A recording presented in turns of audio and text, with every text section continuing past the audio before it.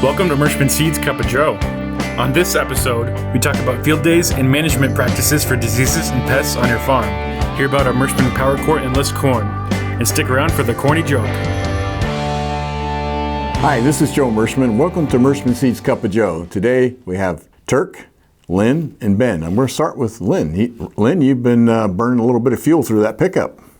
Yeah, so this week we're getting started with the kickoffs for all of our dealers. So it's my favorite time of year to get out on the road and visit with folks. And you know, this time of year is really nice because the beans are in a great stage. We're into that R4, R5 standpoint, so you can kind of get preliminary yield estimates. See if everything's kind of passing the eyeball test.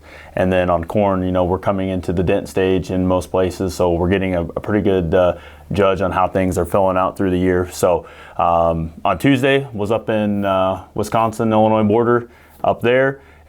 Stuff looks really good. They were very typical to the rest of us down. I think for the most part in the Midwest, okay planting conditions, turned off really dry, finally caught some rain, and the beans are really taking off. Cheyennes are doing things that we expect the Cheyennes to do, very loaded. One of the interesting things that Ken had done, he took me out to the field. There were some issues that were showing up on his pattern ag, so he was doing some testing with some inoculants, and just looking at some of the anecdotal evidence there looked really promising for him to be able to find that next gear with his beans. Then meeting with the growers, talking about wheat. That has been a really popular spot for us for wheat from a yield standpoint. One individual had over 100 bushel wheat that he was able to take off up there and got it off in a really good time. So it's... You were talking about this yesterday on our truck ride back. Yeah. I mean, I had to ask you the date twice. Correct. You had to ask the grower the date twice. What Correct. time? I mean, it was middle of June.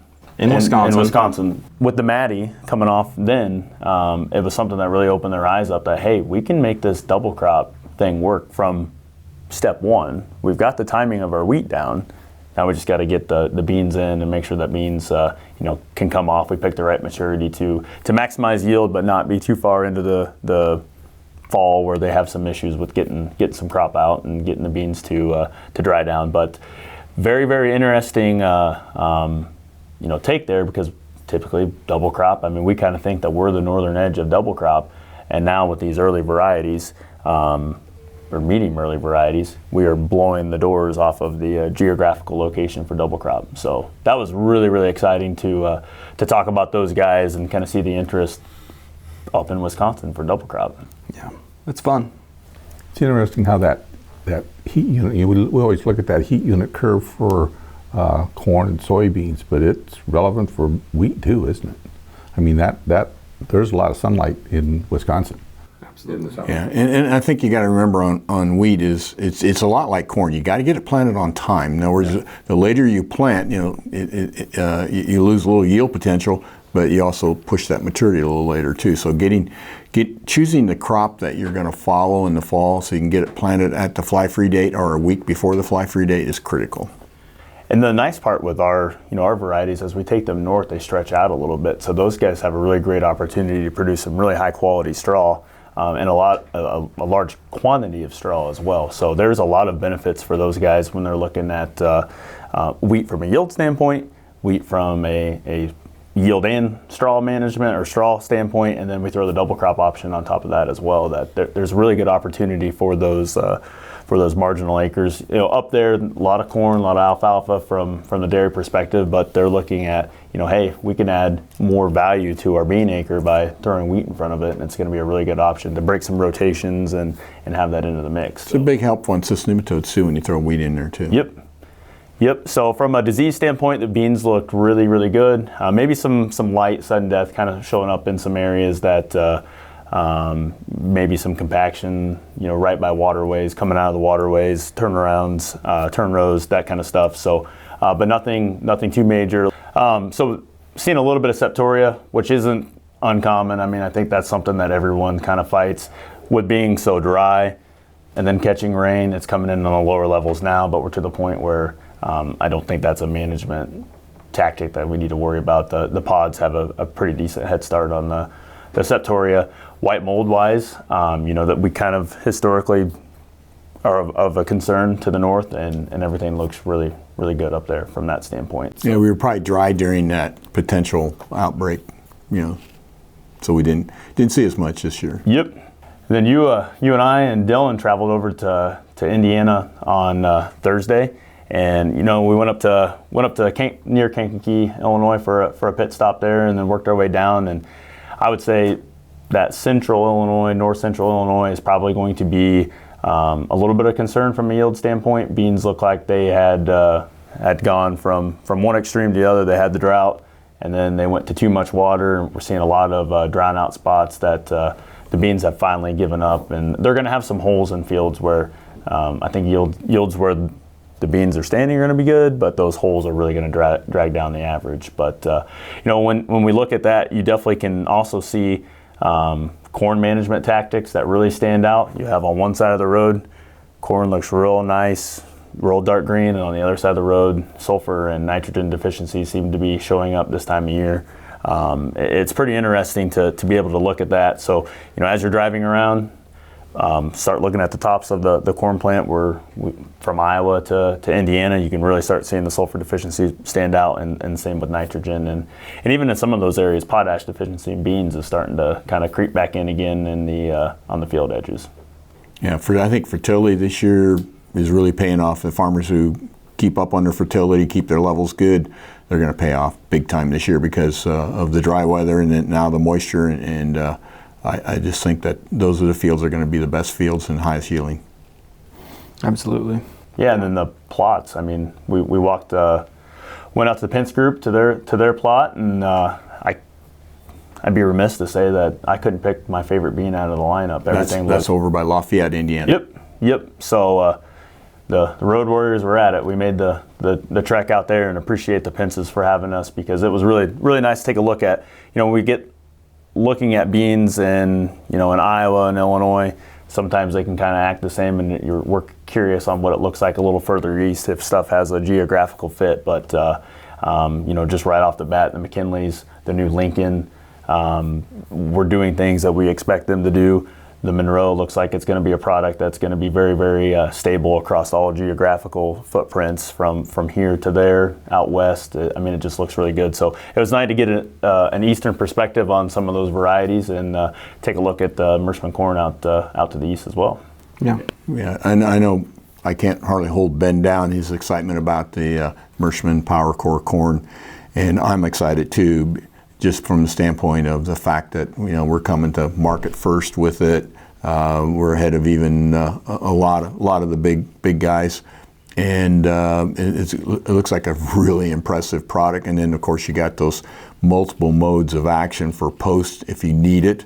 The 2,4-D, the Roundup, the Liberty, the Assure, the FOPS. I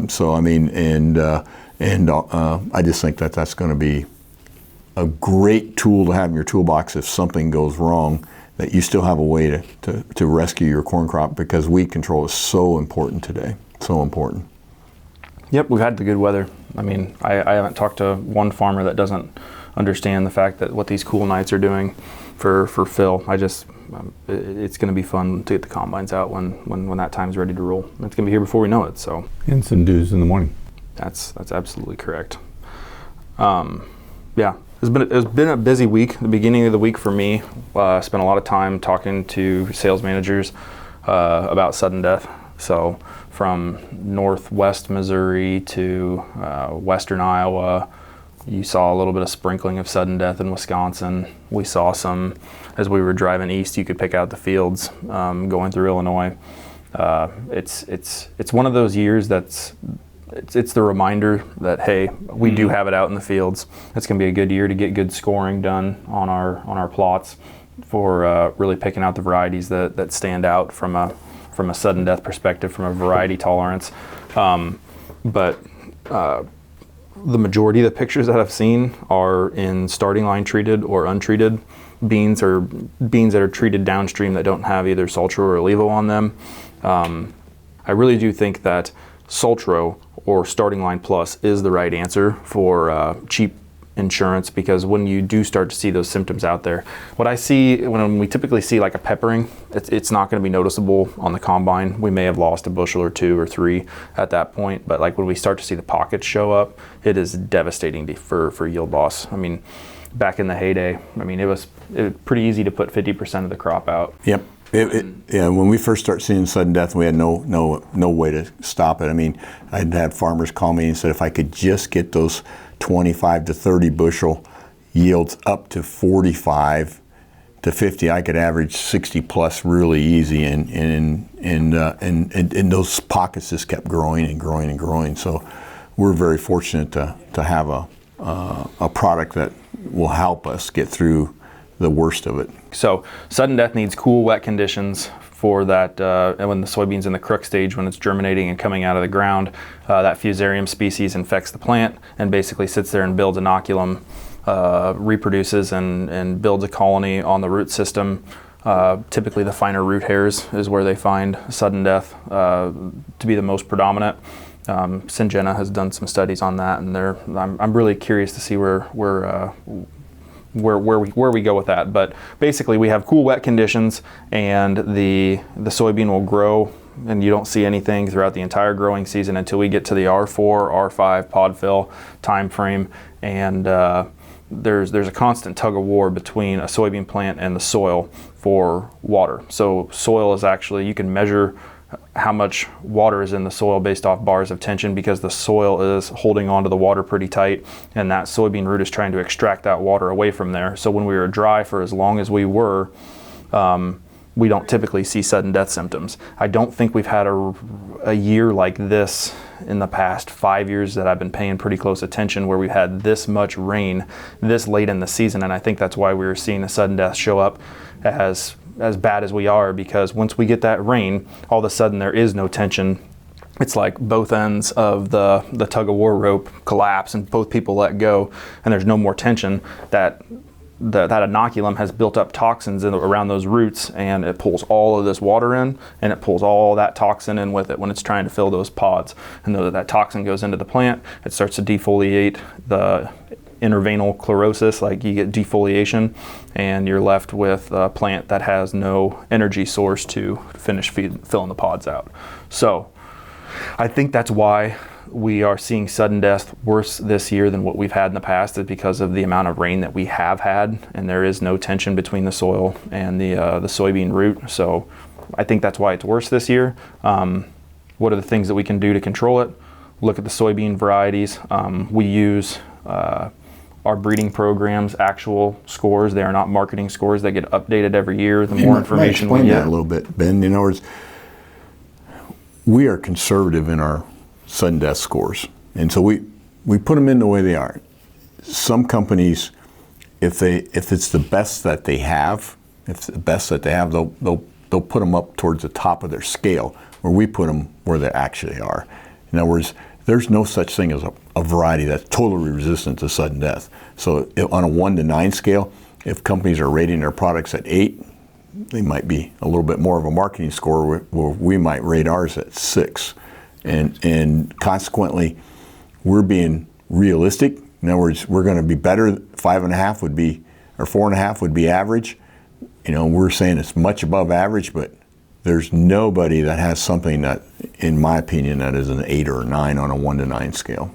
Well, we do have some products. So we do have some products, like our Cheyenne is rated a 9 out of 9 in the book. But that means that in all of the Cheyenne's been around for a few years now, and all of the sudden death plots that they've had, they've never seen sudden death show up in that product. And that's an exception to the rule. Correct. And I would agree with you, Ben, on that.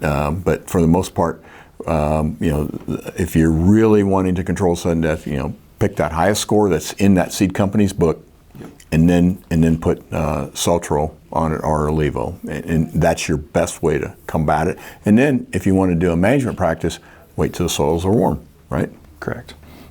And we have a lot of people pushing that soybean planting date earlier, which is going to leave that soybean plant to be more susceptible. And I would level up one past your Levo or Saltro. We have Starting Line Plus, which has both Heads Up, which has a little bit of efficacy against sudden death, and the Saltro. So we have 2 modes of action against that sudden death product in our seed treatment. So keep those things in mind when we are getting ready to make next year's soybean plan for our customers. Yeah. So in summary, basically, we are one of the only, if not the only, major seed company out there from a plant perspective that is treating our soybeans with both Heads Up, which is has activity against sudden death, and that Sultra product. So we are working with 2 modes of action. Plus, we have the Tripidity on that seed treatment as well. Which, when you have the food source for the plant that turns all the same genes on at the same time, it makes a product like Heads Up work even better. So when you have a combination of what we are trying to do with our product, I feel like it is the best way to get that sudden death protection when we're looking at it from a full program approach. Something to be thinking about for our growers that when they're getting ready to make their seed decisions for next year. So that was Monday, Tuesday this week. Spent a lot of time with growers and our sales managers talking about sudden death. The other one that really, really surprised me was in Western Iowa. We had our sales manager, Bill Hausfeld, was out looking at fields that had some peppering out in the field, some chlorosis going on, some necrotic lesions on leaves, and I told him, go out, do your thing, go out, you know what you're doing, you're a seasoned veteran here, and start splitting plants, see if we can tell if it's, get rid of a brown stem rot right off the table. So split that stem. If you see the brown pith down the middle, you got brown stem rot, something you need to be looking for, so you can rule that out when you're looking at sudden death. Well, he started splitting plants, and I'll be a son of a gun if he found Dectes stem borer. So he was... This is where around Red Oak, north of Red Oak? Or? Yeah, I believe so. I think he was about 3 counties in, 1 or 2 counties up on the southern Iowa, Missouri border there, and that's further in than most would highlight Dectes stem borer.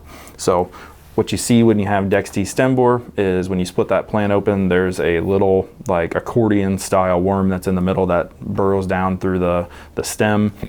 You can find the infection point because the adult lays an egg right at the top of the petiole, and that larvae hatches and it burrows into the stem, and it'll work its way from that point all the way down to the crown of the soybean plant, because what its end goal is it wants to overwinter and pupate in the crown where it is less resistant, where it's warmer, and it's going to have a suitable environment to overwinter in, and it basically destroys that plant's ability to move water and nutrients up and down the plant. It'll look like a straw after you cut the beans. It'll look like a straw if a Dectes stem borer was in that stem, and then he'll come back up and close the door off for the winter to have a nice place to sleep.